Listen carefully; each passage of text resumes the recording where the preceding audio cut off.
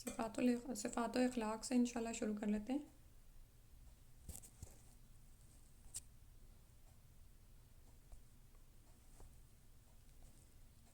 السلام علیکم ورحمۃ اللہ، نحمدہ و نصلی علی رسولہ الکریم، اما بعد، فاعوذ باللہ من الشیطان الرجیم، بسم اللہ الرحمن الرحیم۔ رب اشرح لی صدری ویسر لی امری واحلل عقدۃ من لسانی یفقہوا قولی۔ رسول اللہ صلی اللہ علیہ وسلم جمال خلقت اور کمال اخلاق میں سب سے بلند تھے، یعنی جو خلقت کی خوبصورتی نا اس میں بھی، اور اپنا جو ان کا اخلاق تھا اس کے کمال میں بھی سب سے بلند تھے، بلند پایا انسان ہیں تمام انسانیت میں۔ اس بارے میں بہت سی احادیث ہیں، یہاں ان کے معنی و مطالب کا خلاصہ پیش کیا جاتا ہے۔ چہرہ مبارک اور اس کے متعلقات۔ رسول اللہ صلی اللہ علیہ وسلم کا چہرہ مبارک گورا، پرکشش، گول، روشن رنگ، سرخی آمیز تھا، 14ویں کے چاند کی طرح جگمگاتا ہوا۔ جب آپ صلی اللہ علیہ وسلم خوش ہوتے تو چہرہ مبارک اس طرح دمک اٹھتا گویا چاند کا ایک ٹکڑا ہے، دھاریاں اس طرح چمکتی جیسے روشن بادل چمکتا ہے، گویا سورج اس میں دوڑ رہا ہے۔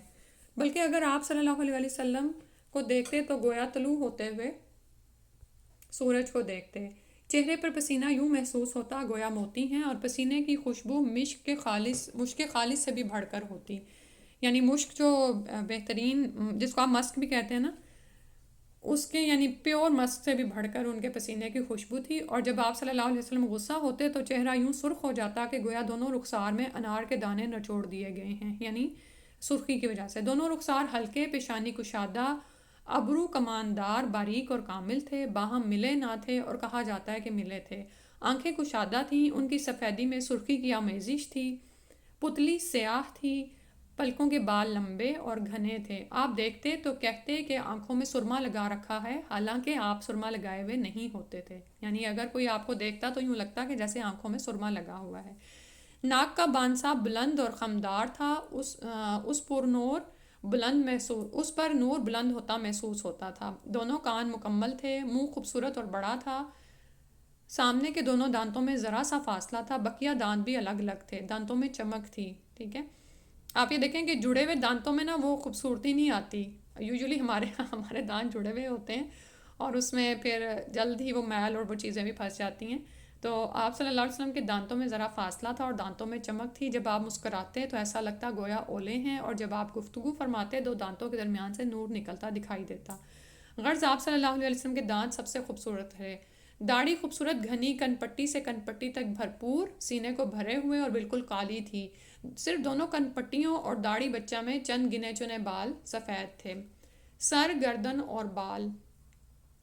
سر متوازن انداز میں بڑا اور گردن نہایت خوبصورت اور لمبی تھی۔ بال دونوں کانوں کے نصف یا لو تک ہوا کرتے اور کبھی کبھی اس سے بھی نیچے، اور کبھی کبھی دونوں کندھوں کو چھوتے۔ ٹھیک ہے، یعنی جب آپ لڑکوں کو گائیڈ کریں تو اس طرح گائیڈ کر سکتے ہیں کہ بال کتنے رکھے جا سکتے ہیں۔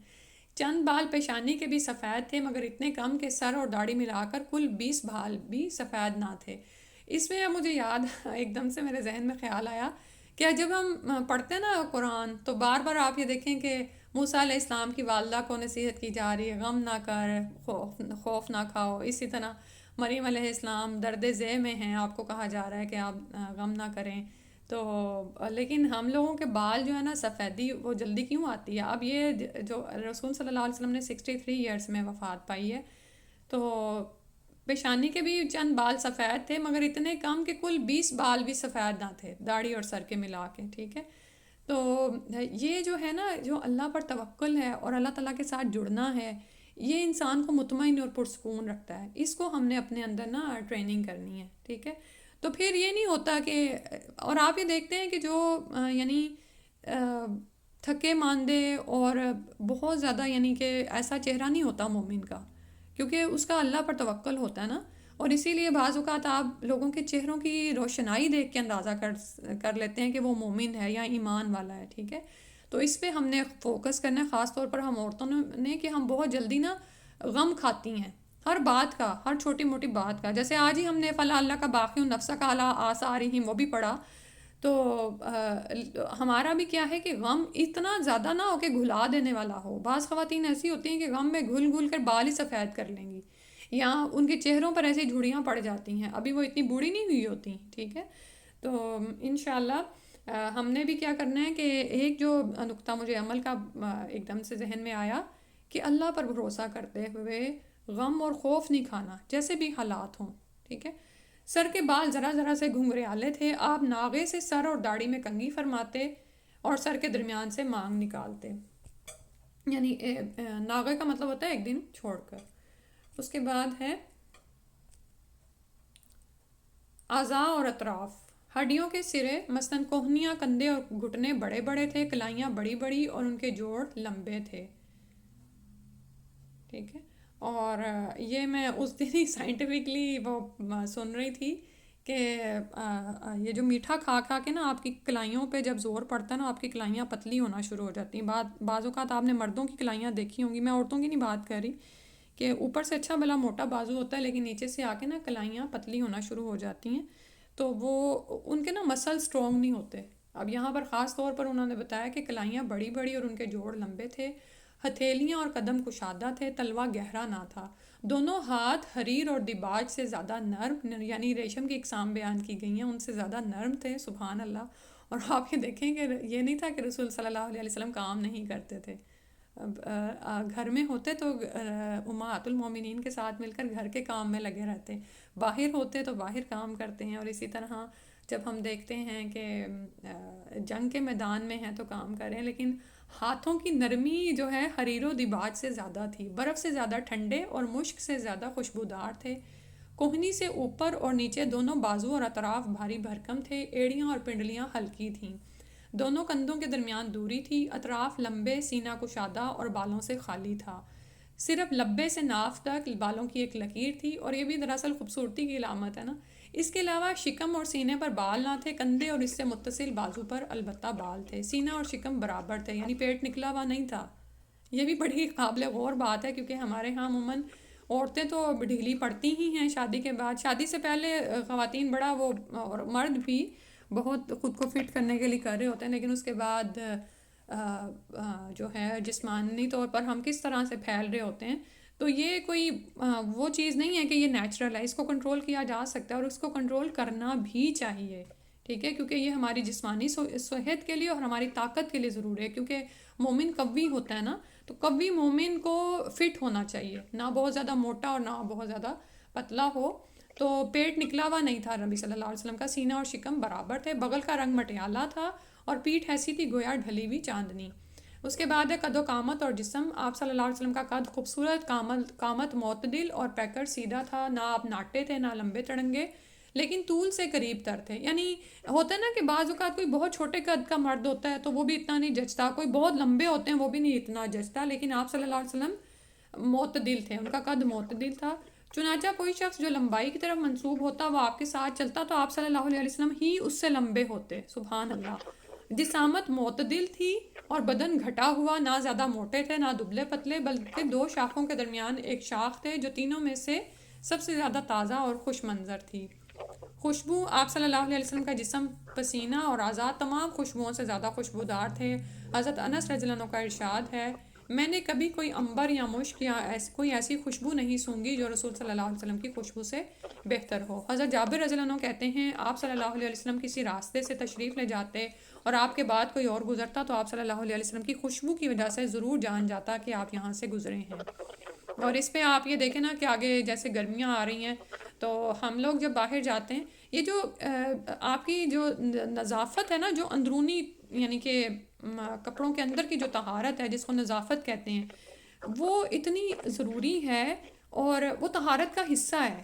یعنی بعض اوقات خواتین بالکل احتیاط نہیں کرتی ہیں، کچن میں کام کرتی ہیں، کر رہی ہیں، کرتے کرتے باہر نکل گئیں تو بدن سے جو ہے وہ لہسن کی، پیاز کی بو آ رہی ہے یا پسینے کی آ رہی ہے، اور ہم یہ سمجھتے ہیں کہ ہم بہت زیادہ مصروف ہیں تو ہم نہ بھی یعنی کہ، لیکن نہیں، کیونکہ آپ یہ دیکھیں الطہور شطر الایمان، صفائی پاکیزگی کیا ہے کہ ہمارے ایمان کا ایک بڑا حصہ ہے۔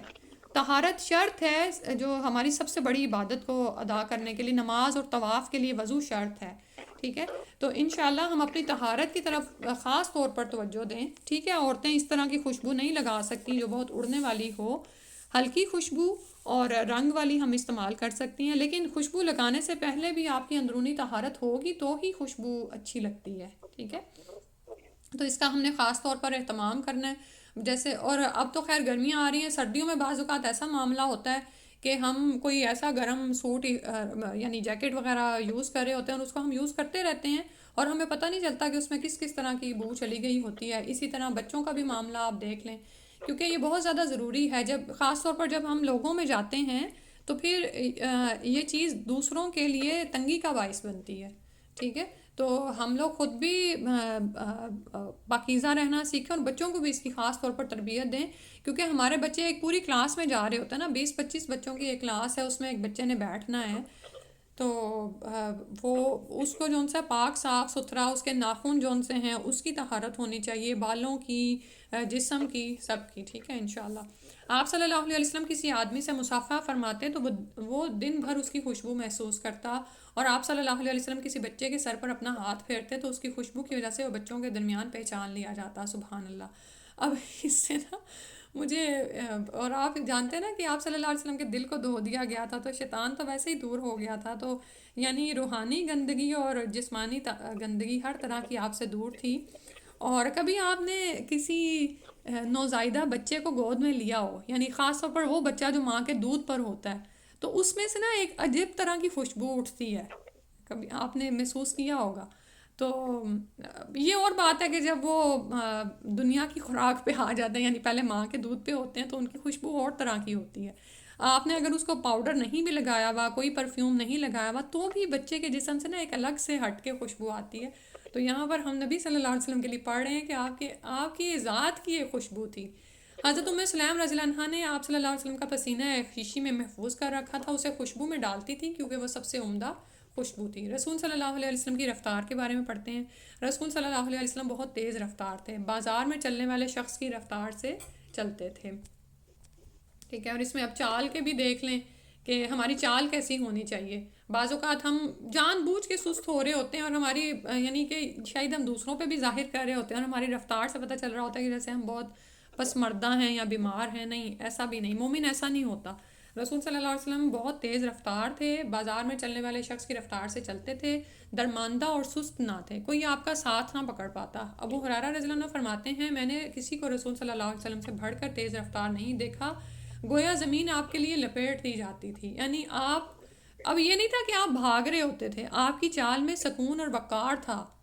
کیونکہ ہم پڑھ چکے ہیں سورہ اس میں نہیں، ابھی ہم پڑھیں گے انشاءاللہ. سورہ الفرقان میں شاید آتا ہے وَعِبَادُ الرَّحْمَنِ الَّذِينَ يَمْشُونَ عَلَى الْأَرْضِ هَوْنًا.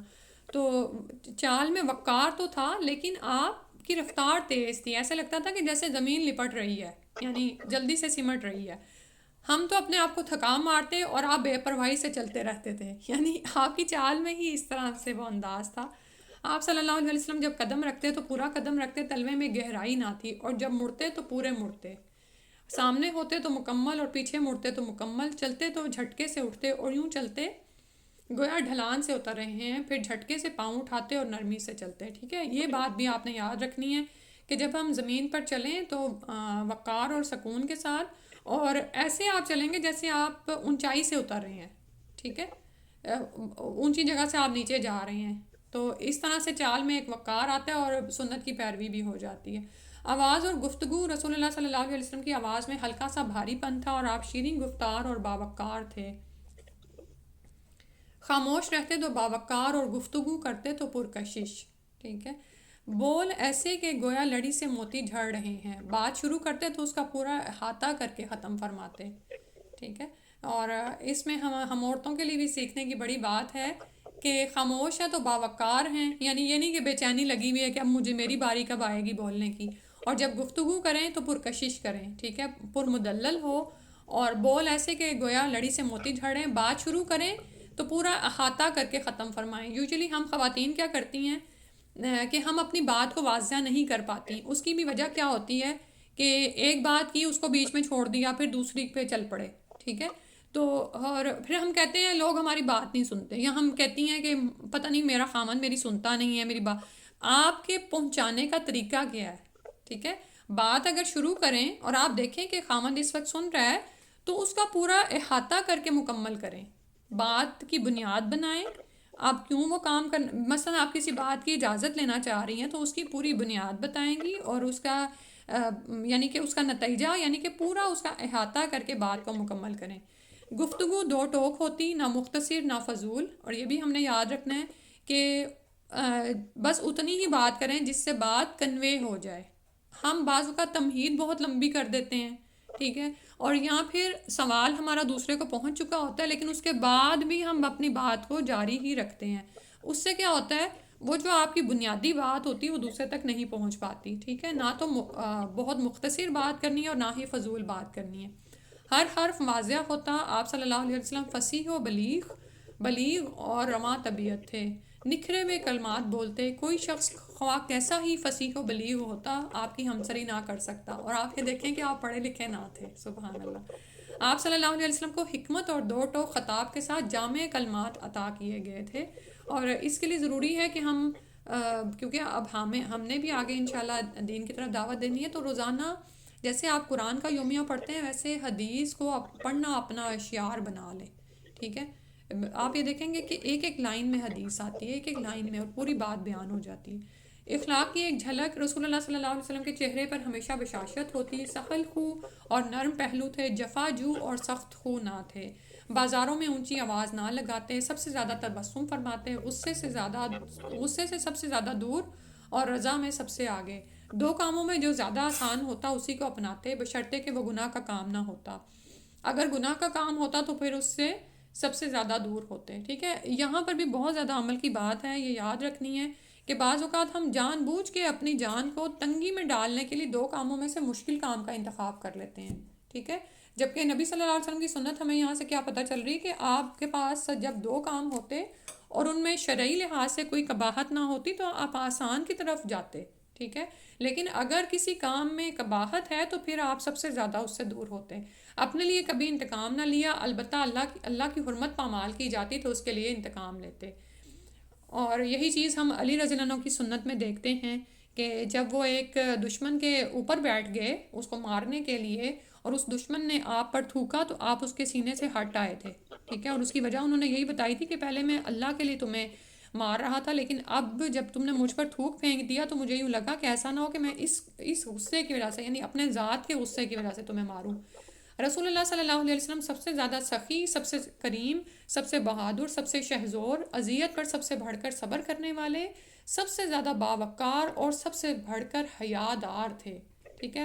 اب اس میں ہمارے لیے کیا باتیں ہیں، سخی تھے، کریم تھے۔ کریم بھی کیا ہوتا ہے کہ کرم کرنے والا، یعنی دوسروں کے ساتھ اچھائی کے ساتھ معاملہ کرنا، بڑھ کر معاملہ کرنا۔ بہادر تھے، شہزور تھے، یعنی قوی تھے بہت، اذیت پر سب سے بڑھ کر صبر کرنے والے۔ صبر کا جو لفظ ہے وہی آج ہم سیکھ لیں انشاءاللہ کہ اس کو ہی آج ہم نے اس پر عمل کرتے رہنا ہے۔ سب سے زیادہ باوقار اور سب سے بڑھ کر حیادار تھے، کوئی چیز ناپسند فرماتے تو چہرے پر اس کے آثار دیکھے جاتے، اپنی نظر کسی کے چہرے پر جماتے، نہ ناپسندیدگی کے ساتھ کسی کا سامنا کرتے، ٹھیک ہے، یعنی ہوتا ہے نا کہ لوگ سٹیئر کرنا شروع ہو جاتے ہیں، وہ بھی نہیں ہے، اور نہ ہی ناپسندیدگی کے ساتھ کسی کا سامنا کرتے، سب سے زیادہ عادل، پاک نفس اور پاک دامن، سچائی کے علم بردار۔ اب اس میں دیکھیں سچائی کو ہی ہم لے لیں، ہماری ذات سے سچائی ہی پھیلے اور ہم دوسروں تک سچائی ہی کو پھیلائیں، ٹھیک ہے، اور بڑے امانت دار تھے، نبوت سے پہلے ہی امین کے لقب سے مشہور تھے، سب سے زیادہ متواضع اور تکبر سے دور تھے۔ اچھا، یہ ساری صفات ہم نے کیوں لانی ہے اپنے اندر؟ کیونکہ اگر ہم چاہتے ہیں کہ ایک تو آخرت کی کامیابی حاصل کریں اور دوسرا یہ کہ اگر ہم داعیے دین بننا چاہتے ہیں نا تو یہ ہمارا اخلاق واقعہ ہی سنت رسول کے قریب ہونا چاہیے۔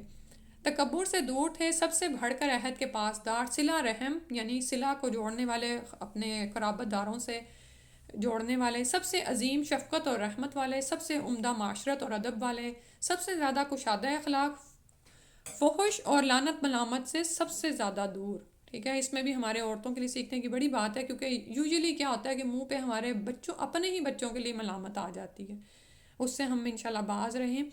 جنازوں میں تشریف لے جاتے، فقراء و مساکین کے ساتھ بیٹھتے۔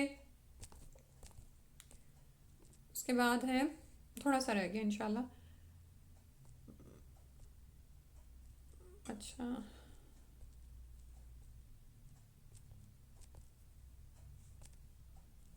فقراء و مساکین کے ساتھ بیٹھتے، غلام کی دعوت قبول کرتے، کھانے اور لباس میں ان پر برتری نہ اختیار فرماتے، ٹھیک ہے. اب یہاں پر آپ صلی اللہ علیہ وسلم کے کھانے اور لباس کی ہمیں بات پتہ چل رہی ہے کہ کوئی غلام بھی آپ کو دعوت پر بلاتا تھا نا تو چلے جاتے تھے. اور یعنی آپ کا پہننا اوڑھنا اور کھانا پینا یہ نہیں تھا کہ اسٹینڈرڈ کے پیچھے آپ جا رہے ہوں کسی. ٹھیک ہے. سادہ ہوتا تھا. یعنی غلاموں پر آپ برتری نہیں اختیار فرماتے تھے. ہم اب یہاں پر ہم دیکھیں کہ ہم جب گھروں میں فنکشنز کرتے ہیں تو ہمارا پہننا اوڑھنا کیسا ہوتا ہے, یہاں کھلانا پلانا کیسا ہوتا ہے. ٹھیک ہے.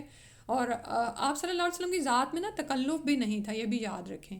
تو بہت سے کام ہم لوگ عموماً تکلف کے پیچھے کر رہے ہوتے ہیں.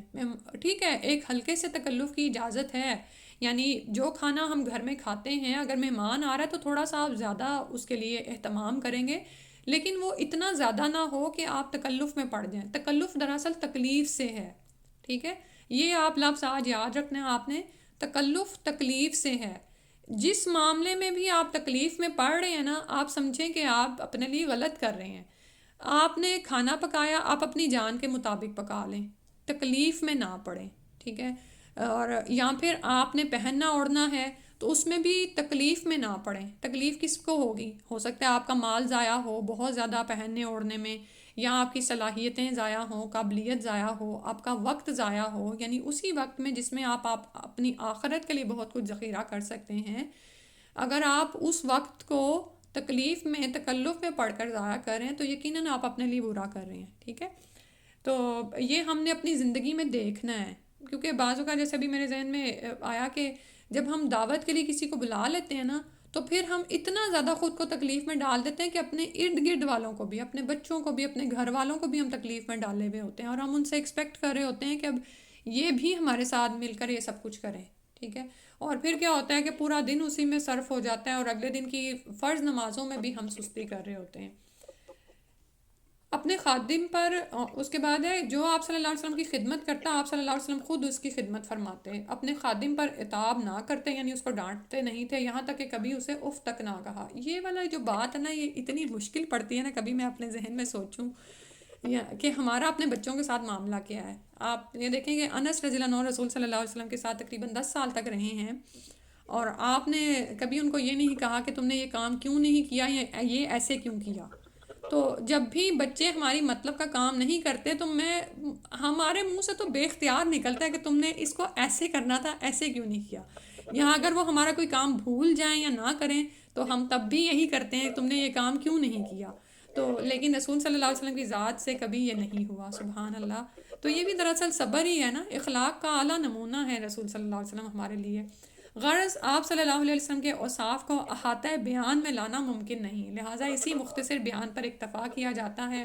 اللہ سبحانہ و تعالیٰ سے دعا ہے کہ اس حقیر سی پونجی کو قبول فرمائے اور ہمیں سید المرسلین اور امام الانبیاء اور متقین خیر خلق خلائق محمد صلی اللہ علیہ وسلم کی پیروی کی توفیق دے. اے اللہ تو نبی صلی اللہ علیہ وسلم پر, آپ صلی اللہ علیہ وسلم کی آل پر اور آپ کے اصحاب پر درود و سلام بھیج, اور ہمیں قیامت کے روز آپ صلی اللہ علیہ وسلم کے پرچم کے نیچے جگہ نصیب فرما. آمین یا رب العالمین. جزاک اللہ خیرا کثیرا. سبحانک اللہم و بحمدک نشہد ان لا الہ الا انت نستغفرک و نتوب الیک. السلام علیکم و رحمۃ اللہ.